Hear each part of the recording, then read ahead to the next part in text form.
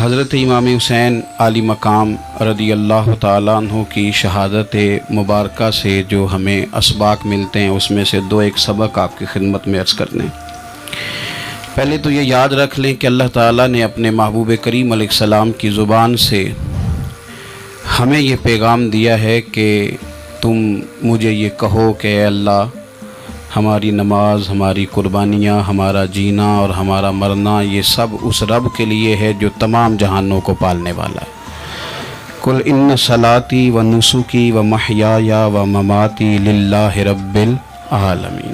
آپ فرما دیجئے بے شک میری نماز، میری قربانیاں، میرا دنیا میں رہنا، پردہ کرنا سب اس رب کے لیے جو تمام جہانوں کا پالنے والا ہے۔ سب سے پہلے تو اپنی زندگی کے اندر 24 گھنٹوں میں سے اچھے طریقے سے سوچ کر، سمجھ کر، فکر کر کر غور کریں کہ ہمارے پاس 24 گھنٹوں میں سے کتنا وقت ہے جو ہم نے صرف اس لیے صرف کیا ہے کہ ہمارا دین کچھ تھوڑا سا آگے بڑھ جائے اور دین کے لیے ہم کچھ اپنے آپ کو پیش کر سکیں۔ اپنے وقت کا تعین کریں، اس کے بعد پھر اپنا جتنا مال اللہ نے دیا ہے اس مال میں سے آپ دیکھیں کہ ہم کیا اس میں سے اتنا کچھ نکال رہے ہیں جو تھوڑا بہت ہمارے مذہب کے لیے، دین کے مشن کے لیے کام آ جائے۔ کچھ نہ کچھ آپ باعث بنے دین پھیلانے کا۔ رسول کریم صلی اللہ علیہ وسلم نے اس ڈیوٹی کو اس رنگ میں بیان کیا ہے۔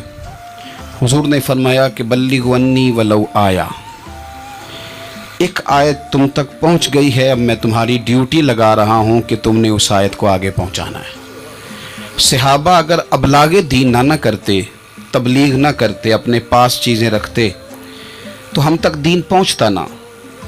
انہوں نے بڑی ذمہ داری کے ساتھ، روایت حدیث کا معاملہ ہو یا حفظ دین کا، بڑی ذمہ داری کے ساتھ پھر ہمارے محدثین نے محنت کی اور کتابیں جمع کر کے ترتیب دے کے ہم تک پہنچائیں۔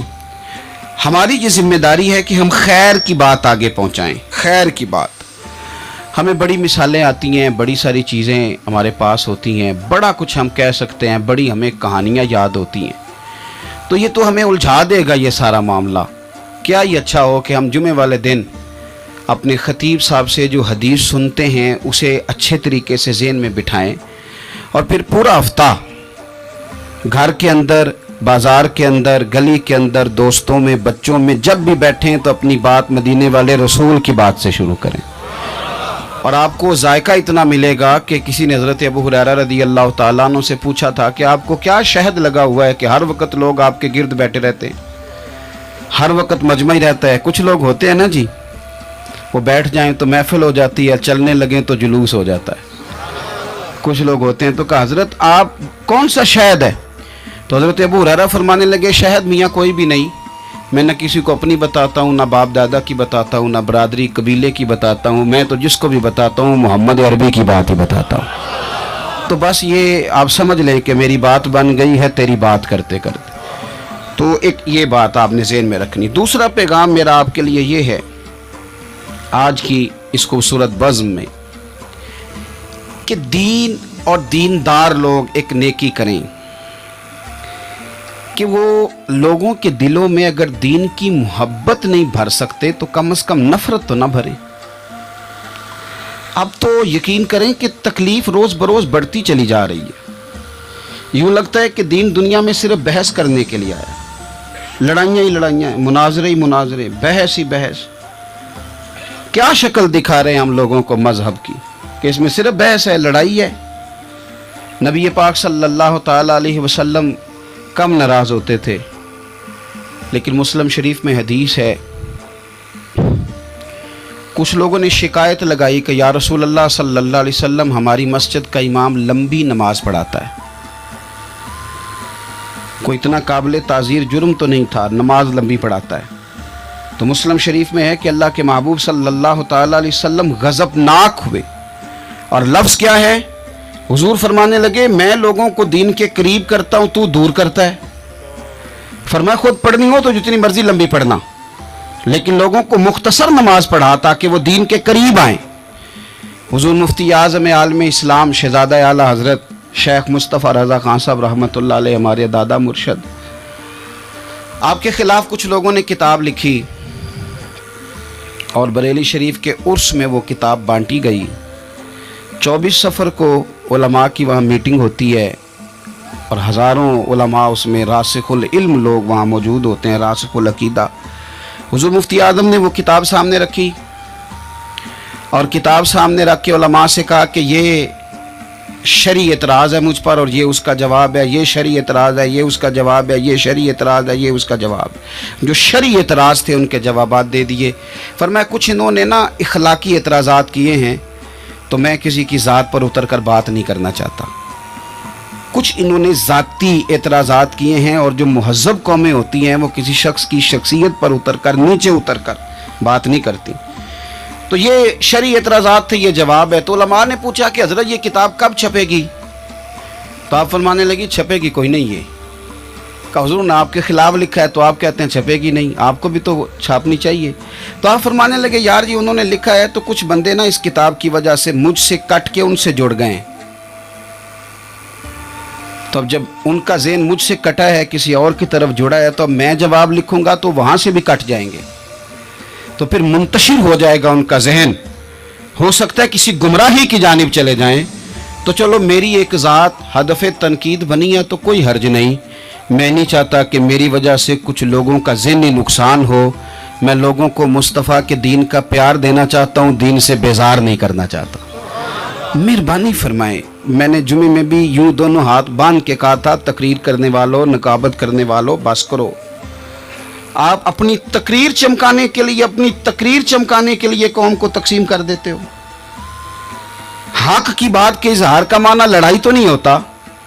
हमारे जितने बुजुर्ग थे वो सारे हक की बातें करते रहे, लेकिन इतना इंतशार, इस कदर ज़्यादा जो है वो तानाज़नी, इस कदर ज़्यादा खौफ का मेयार। और मैंने जुम्मे में भी कहा था, फिर कहता हूँ, इस ज़माने में जितना को ज़्यादा शरारती होता है उतना ज़्यादा वो ताकतवर होता है। शरीफ आदमी शरारती का मुकाबला कैसे करेगा? हमने शरारती लोगों को मजबूत कर दिया है। तो दीन से नफरत नहीं दिलाएं, लोगों को दीन के करीब करें, लोगों को दीन की मोहब्बत दिलाएं, लोगों को दीन के करीब करें, दीन का ज़ौक़ दिलाएं, लोगों को करीब करें। आज की बात है, एक दोस्त बड़ी दूर से आया है, आज की बात बड़ी दूर से। तो उसने मुझसे आके कहा कि हज़रत साहब अब तो मेरी हालत ये है कि मैं गुनाह कर कर के तंग आ गया हूँ। मेरे इर्द गिर्द गुनाह के मौके रहते हैं, मैं तंग आ गया हूँ। लेकिन मैं एक मुंतशिर आदमी हूँ, मुझे हर वक़्त का वसवसा, हर वक़्त की परेशानी, हर वक़्त की मुसीबत। वो कहते हैं मैं जिस आलिम के, दरवेश के, सूफ़ी के, मौलवी के करीब जाने लगता हूँ उसके ख़िलाफ़ मुझे कोई ना कुछ है मिल जाती है।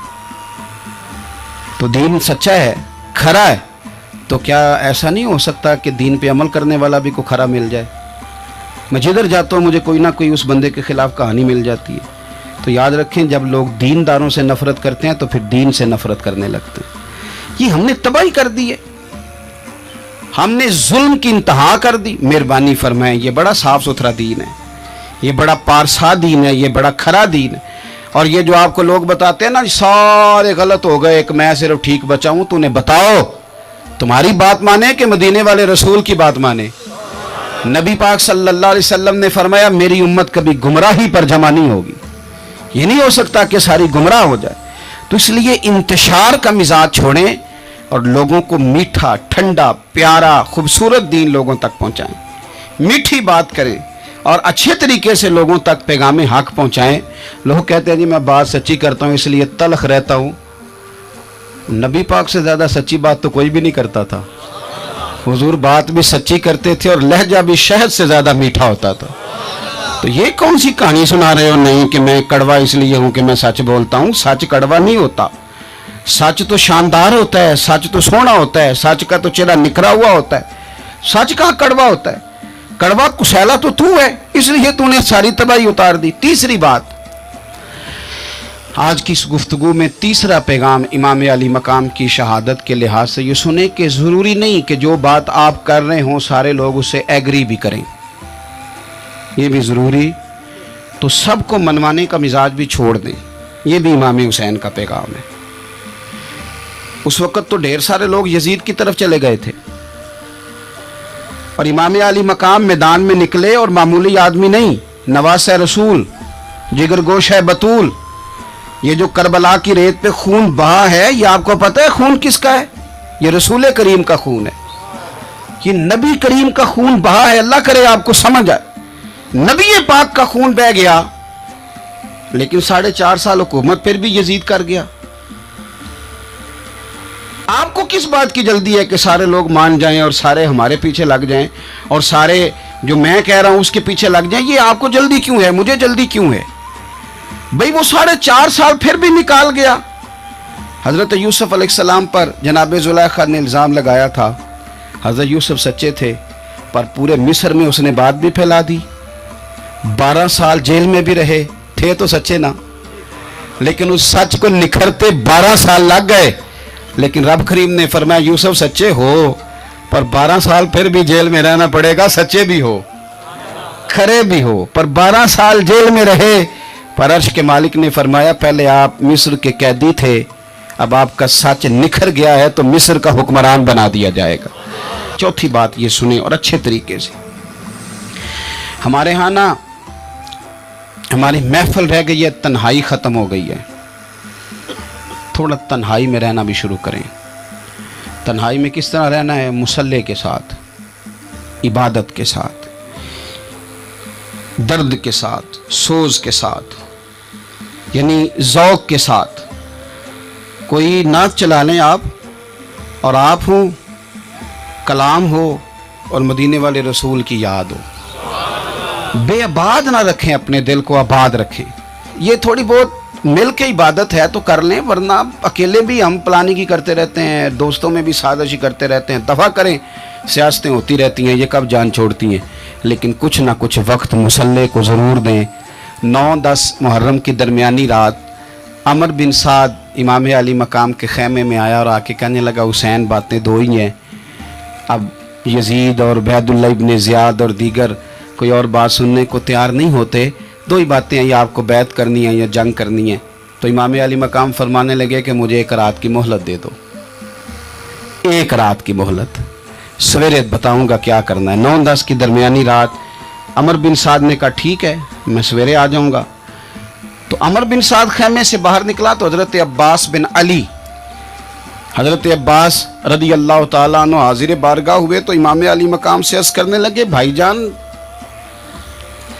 مجھے پتہ ہے سویرے آپ نے کیا فیصلہ کرنا ہے، اور آپ کو بھی پتہ ہے سویرے کیا فیصلہ کرنا ہے. تو یہ بد باطن قسم کے لوگ ہیں، یہ سوچیں گے پتہ نہیں حسین کمزور پڑ گیا. تو ابھی بتانا تھا کہ ہم نے بیعت نہیں کرنی، آپ نے رات مہلت کیوں مانگی؟ یہ پتہ نہیں رات کیا کیا بدگمانیاں سوچیں گے.